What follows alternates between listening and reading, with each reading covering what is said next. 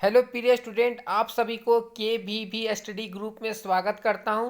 हम आप लोग के समक्ष एक बार फिर से आए हैं क्योंकि आप लोग का जो एमए है, पीजी है, उसका सिलेबस विस्तार पूर्वक वर्णन करेंगे ताकि आप लोग को सेमेस्टर 1 में पॉलिटिकल साइंस में किसी प्रकार का दिक्कत का सामना नहीं करना पड़े। ठीक है, इसलिए आप लोग को सिलेबस का वर्णन एकदम विस्तार पूर्वक कर देंगे और क्या क्या पढ़ना है, आप लोग बीए में क्या क्या पढ़े थे या नहीं पढ़े थे, इसमें सारा आप लोगों का सिलेबस विस्तार पूर्वक वर्णन करेंगे ताकि आप लोग को किसी प्रकार का दिक्कत का सामना नहीं करना पड़े।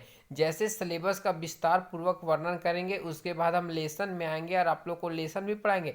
ये जो आपका है पोस्ट ग्रेजुएशन, ठीक है, पोस्ट यानी पीजी को ही एमए बोलते, ठीक है। ये आपका जो है पॉलिटिकल साइंस है, ठीक है, पॉलिटिकल साइंस वाले लोग को ही पढ़ाते हैं, ठीक है। जो आपका यूनिवर्सिटी है विनोबा भावे यूनिवर्सिटी हजारीबाग, कौन सा है, विनोबा भावे यूनिवर्सिटी हजारीबाग।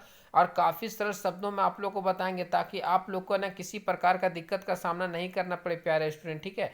चलिए सिलेबस को बिना टाइम वेस्ट किए आप लोग को सिलेबस को बताने का प्रयास करते हैं कि सिलेबस में क्या पूछ रहा है। देखिए इसमें कितना सेमेस्टर होता है, तो ये 4 सेमेस्टर होता है, ठीक है। हर सेमेस्टर में 4 पेपर होता है। देखिए सेमेस्टर 1, सेमेस्टर 2 देख सकते हैं, ये हो गया आपका सेमेस्टर 1, ये हो गया सेमेस्टर 2 आपका, फिर ये हो गया प्यारे स्टूडेंट आपका सेमेस्टर थर्ड। देखिए ये हो गया आपका सेमेस्टर थर्ड, ये हो गया सेमेस्टर फोर्थ, ठीक है। और काफ़ी सरल तरीके से आप लोग बताएंगे ताकि आप लोग किसी पर क्या क्या पढ़ना है, कैसे पढ़ना है, सारा हम बताएंगे, आप लोगों को टेंशन नहीं लेना। अगर हमारे बताने का तरीका अच्छा लग रहा होगा तो के भी स्टडी ग्रुप को जरूर सब्सक्राइब, लाइक, शेयर कर दे और अपने दोस्तों तक पहुंचा दे ताकि जो आपके दोस्त हैं जो एमए में पढ़ रहे हैं या पीजी कर रहे हैं ताकि उनको किसी प्रकार का दिक्कत का सामना नहीं करना पड़े।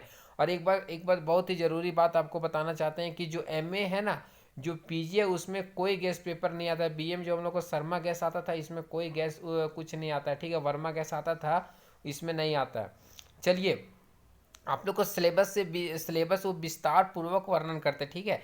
जो सेमेस्टर 1 है प्यारे स्टूडेंट, सेमेस्टर 1 है पीजी का, उसमें से सबसे पहला आपका जो फाउंडेशन कोर्स होता है, ये आपका ये फाउंडेशन कोर्स है।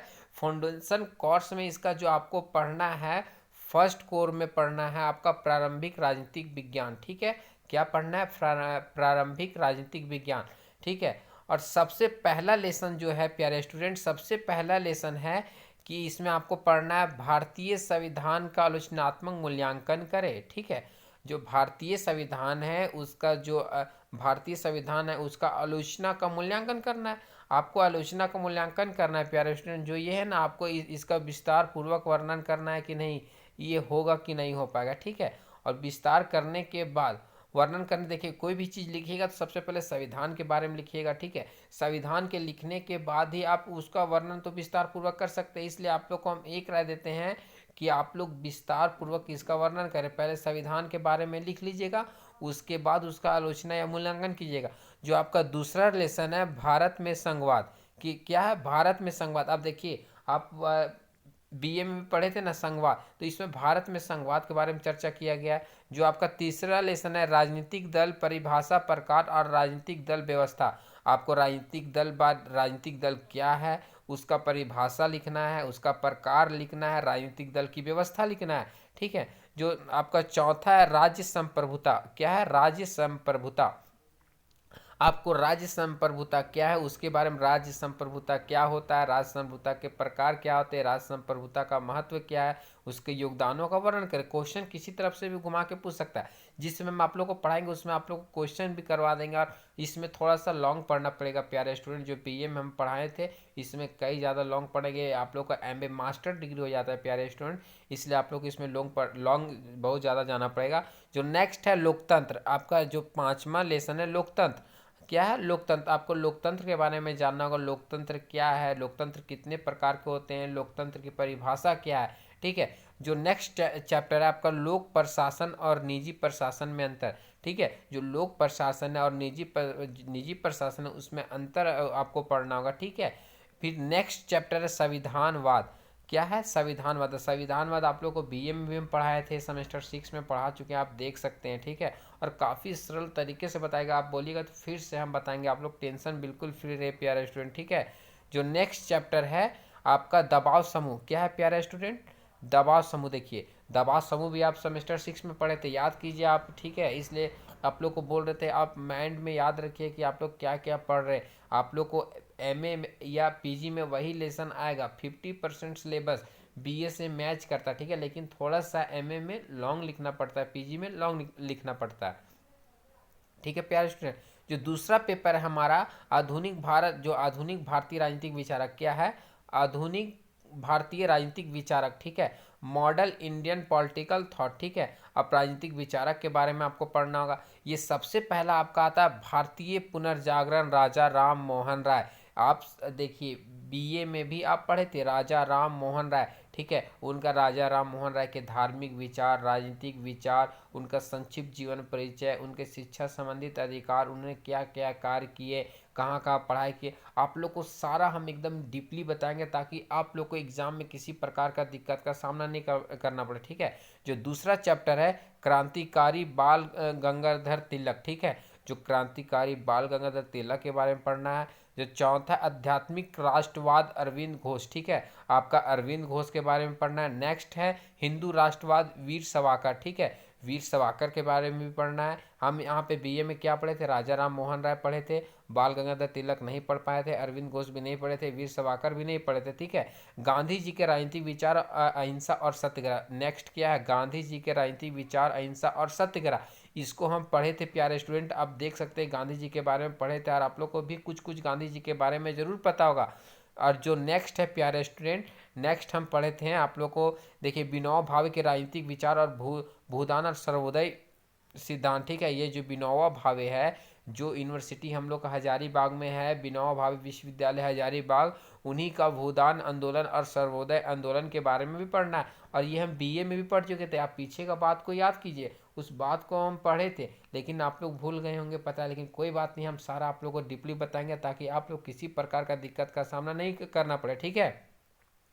जो नेक्स्ट है एम एन राय और उग्रवाद मानवतावाद, ठीक है, उग्र मानवतावाद, अबुल कलाम आजाद के राजनीतिक विचार, ठीक है। इसमें दो दो खंड है, इसमें एम एन राय और उग्र मानवतावाद पढ़ना है और दूसरा पढ़ना है अबुल कलाम आजाद के राजनीतिक विचार क्या है। देखिए ये आपको पढ़ना है एम एन राय मानवतावाद और आपको पढ़ना है अबुल कलाम आजाद के राजनीतिक विचार, ठीक है, और काफ़ी सरल तरीके से बताएंगे। और जो नेक्स्ट पढ़ना है समाजवाद जयप्रकाश नारायण। देखिए जयप्रकाश नारायण के बारे में जान रहे कि आप हजारीबाग जेल में भी रहे थे, इनका बहुत ही जो जीवन परिचय बहुत ही शानदार लगेगा पढ़ने में प्यारे स्टूडेंट, आप लोग को हर एक बात को हम आप लोग को पढ़ाएंगे, ठीक है। नेक्स्ट है सामाजिक न्याय में आपको भीमराव अम्बेडकर के जो सामाजिक न्याय उसके बारे में विस्तार से वर्णन करा, उसको पढ़ाएंगे, ठीक है। देखिए जितना सिलेबस है 50% हम बोल रहे हैं कि बीए से आपको मिलेगा। अगर आप बीए से अच्छे से पढ़े होंगे तो आपको किसी प्रकार का दिक्कत का सामना नहीं करना पड़ेगा प्यारे स्टूडेंट। जो नेक्स्ट जो तीसरा कोर है, जो आप लोग का तीसरा कोर में आपका सबसे पहले राजनीतिक सिद्धांत, जो पॉलिटिकल थ्योरी है, पॉलिटिकल थ्योरी राजनीतिक सिद्धांत, उसके बारे में पढ़ना है। जो तीसरा में सबसे पहला आप लोग का जो लेसन है राजनीतिक सिद्धांत की प्राकृतिक और महत्व, आप देखिए बीए में इसको पढ़े थे कि राजनीतिक सिद्धांत की प्राकृतिक और महत्व का विस्तार से वर्णन करें या मूल्यांकन करें, ठीक है। आप लोग को सारा पढ़ाएंगे, जितना हो सकता है वहाँ तक हम प्रयास करेंगे आप लोग को पढ़ाने, ठीक है। आप लोग एकदम टेंशन फ्री है। सबसे पहले आप सिलेबस को समझ लिए, सिलेबस के समझने के बाद आराम से आपको हम पढ़ाएंगे, ठीक है, और एकदम बिल्कुल टेंशन फ्री रहे। अगर हमारे बताने का तरीका अच्छा लग रहा होगा तो KVB स्टडी ग्रुप को जरूर सब्सक्राइब लाइक शेयर कर दे, अपने दोस्तों तक पहुंचा दे, ताकि आपके दोस्त भी देखकर अच्छा लगे उनको कि हाँ मुझे भी समझ में आ गया सिलेबस। हम नहीं चाहते कि आप लोग सिलेबस में किसी प्रकार का डॉट रहे, ठीक है, डॉट को हम क्लियर करना चाहते हैं। जो नेक्स्ट है प्राचीन परंपरा अर्थ विशेषताएं महत्व और सीमा, जो प्राचीन परंपरा था उसका अर्थ विशेषता महत्व उसकी सीमाएं क्या थी प्राचीन परंपरा का, ठीक है। जो नेक्स्ट है आधुनिक परंपरा के अर्थ विशेषता महत्व और सीमाएं, क्या पहला क्या था प्राचीन, देखिए ये आपका प्राचीन, दूसरा आधुनिक, उसका अर्थ विशेषता महत्व सब बताना है। नेक्स्ट क्या है व्यवहारवाद और उत्तर, देखिए फिर से आपका आ गया व्यवहारवाद और उत्तर व्यवहारवाद, ठीक है। आपको सेमेस्टर 6 में भी पढ़ाए थे व्यवहारवाद क्या होता है, उत्तर व्यवहारवाद क्या होता है, हमको आप लोग को फिर से पढ़ाएंगे और विस्तार से पढ़ाएंगे, आप लोग टेंशन में, अभी हम आप लोग को सिर्फ सिलेबस के बारे में जानकारी दे रहे हैं, ठीक है। नेक्स्ट है राजनीतिक सिद्धांत के पतन पर पतन, जो राजनीतिक सिद्धांत है उसका पतन का विस्तार से वर्णन करना, ठीक है। जो राजनीतिक पतन का जो राजनीतिक सिद्धांत है उसका पतन कैसे हुआ, ठीक है, ये आपका राजनीतिक सिद्धांत का पतन। जो नेक्स्ट है प्यारे स्टूडेंट आप देख सकते हैं राजनीतिक सिद्धांत की प्राकृतिक और पुनरुत्थान, ये भी पढ़े थे आप बीए में, याद कीजिए। राजनीतिक सिद्धांत के प्राकृतिक और पुनरुत्थान के बारे में भी आप पढ़े थे, ठीक है। नेक्स्ट पॉइंट है विचारधारा का अंत और राजनीतिक सिद्धांत और उसका प्रभाव। विचारधारा का अंत क्या है और राजनीतिक सिद्धांत पर उसका प्रभाव कैसे पड़ा, उसका मूल्यांकन कीजिए, ठीक है।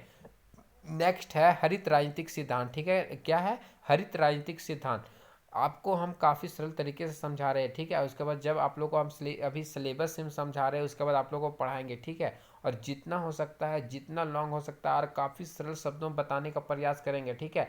आज से आप लोग को रेगुलर वीडियो मिलेगा, ठीक है। हमको भी नोट्स बनाना पड़ता है, आप लोग को नोट्स बना बना के पढ़ाएंगे ताकि आप लोग किसी प्रकार का दिक्कत का सामना नहीं करना पड़े।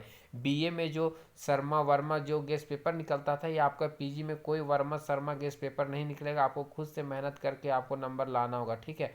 एक अच्छे स्टूडेंट का पहचान है कि आप खुद से मेहनत कीजिए और उसके बाद आप लोग अच्छे नंबर ले पाएगा। और उसको बार बार रिपीट कीजिए, पढ़िए, तब आपको समझ में आएगा, ठीक है। और काफ़ी सरल, आप सिर्फ मेरा वीडियो एक बार देख लीजिएगा ना, या सो के देख लीजिए या कहीं मोबाइल रख दीजिए, आप सिर्फ बात को सुनिए तो आपको समझ में आ जाएगा, ठीक है।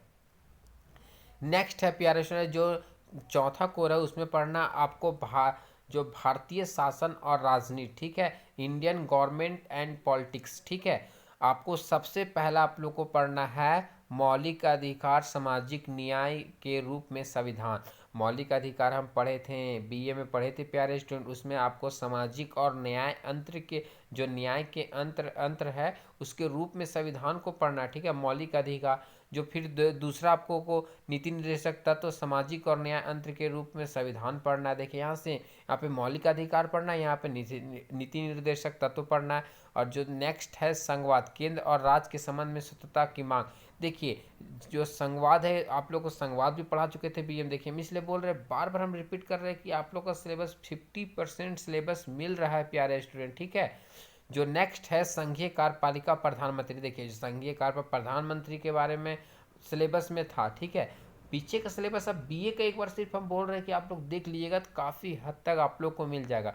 नेक्स्ट है संघीय विधायिका राज्यसभा का गठन और उपयोगिता, ठीक है। जो संघीय विधायिका है उसकी राज्यसभा का गठन, कार्य और उपयोगिता क्या है उसके बारे में पढ़ना है। नेक्स्ट है राज्य सरकार और राज्यपाल की स्थिति, देखिए राज्य सरकार और राज्यपाल की स्थिति, आपको राज्य सरकार के बारे में पढ़ना है और आपको राज्यपाल की स्थिति के बारे में पढ़ना है। नेक्स्ट है प्यारे स्टूडेंट, देख सकते हैं न्यायिक सक्रियता और जनहित याचिका। आप यहाँ पे जब आप मौलिक अधिकार पढ़े होंगे तो उसमें जनहित याचिका होगा, ठीक है, और न्यायिक सक्रियता भी होगा, ठीक है। थोड़ा सा शॉर्ट में होगा, पूरा विस्तार से नहीं होगा, इसमें आप लोग को बताएंगे, टेंशन बिल्कुल फ्री रहे, ठीक है। नेक्स्ट है चुनाव और सुधार, ठीक है। नेक्स्ट क्या, चुनाव और सुधार, ठीक है। आप लोग को बता रहे एकदम काफ़ी सरल तरीके से बताएंगे ताकि आप लोग किसी प्रकार का दिक्कत का सामना नहीं करना पड़े, ठीक है प्यारे स्टूडेंट। आप लोग को सेमेस्टर 1 का सिलेबस तो आप लोग को बता दिए, ठीक है। इस तरह ये आप लोग को सेमेस्टर, अब जब 2 में जाइएगा तो आप लोग को सेमेस्टर 2 का भी सिलेबस विस्तार से वर्णन कर देंगे प्यारे स्टूडेंट, ठीक है।